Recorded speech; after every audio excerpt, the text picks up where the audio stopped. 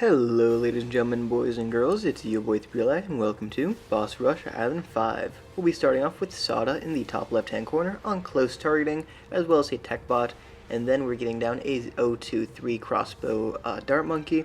Of course you are going to want it to have a pretty similar placement as me, last targeting, and you buy the tier 3 before you buy the cross path, as that saves a little bit of money.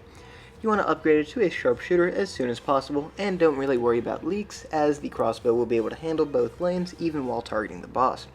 The reason we have Sauda on close targeting is to allow us to afford the sharpshooter a little bit faster, as close will deal more damage, as instead of hitting the head, it'll hit multiple body segments.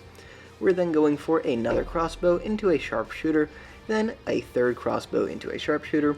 These are all pretty basic. The first three are going to be on last targeting, and then every other crossbow we place is going to be left on first, and this is just because, the first three on last targeting, they're going to be able to get a lot more pierce against the boss, and the rest of them are actually needed in order to target the boss, and, we'll be switching the original three a little bit later into first targeting, as we do need to kill ceramics, but yeah.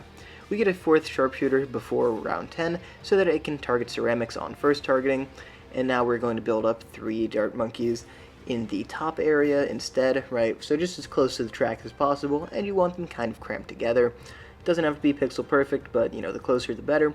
We fit 3 of them up there, and now before round 20, we're going to want to get down a 5th dart monkey on first targeting in the bottom area, as that way we will be able to confidently and consistently deal with the ceramics. Now we're going to get down a 104 rubber to gold alchemist, as well as one more dart monkey, so that we have 4 at the top and 5 at the bottom.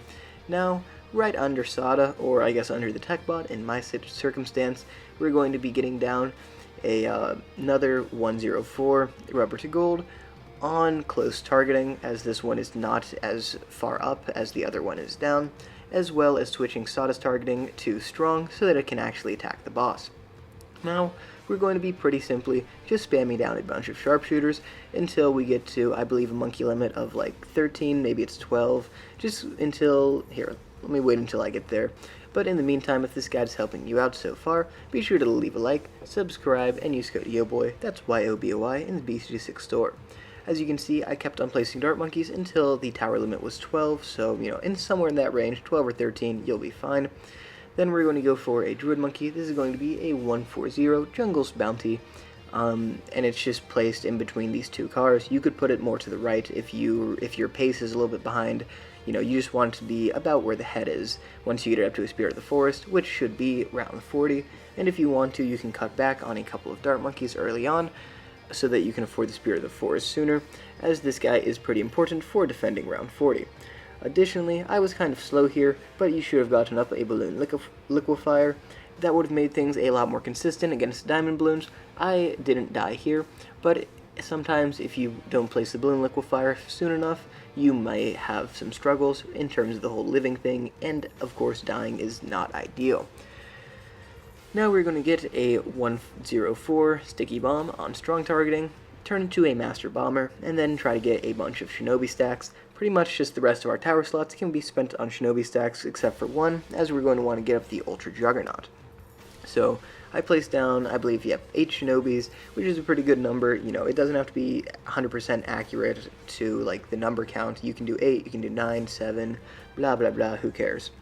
Then we're going to get a crossbow master, which should be the top left dart monkey.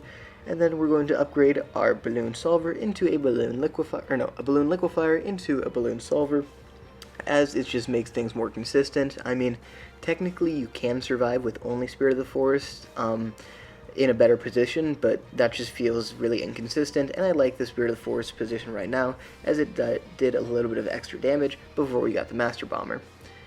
Anyways, we get up the Ultra Juggernaut Dart Monkey, and this guy's going to, of course, be able to get a bunch of dart pops for Paragon degree levels, and now we're going to sell, I believe we sold, it was either a dart monkey or shinobi or whatever, I don't know. Oh no, we sold Sauda, that's right. So sell Sauda and get down another 140, not Spirit of the Forest, Jungle's Bounty, yes, in the bottom left hand corner, as this is the position where we want our final Spirit of the Forest to be. Otherwise you may end up dying once you get the Dart Paragon, because unfortunately you do really need just that type of oomph that the early vines do. Like the vines that are closer to the Spirit of the Forest deal more damage and have more attack speed, I believe, which just helps out a ton. We also are going to be selling one of the Shinobis in order to place down the Middle Path Tier 5, as that is the last Tier 5 we need.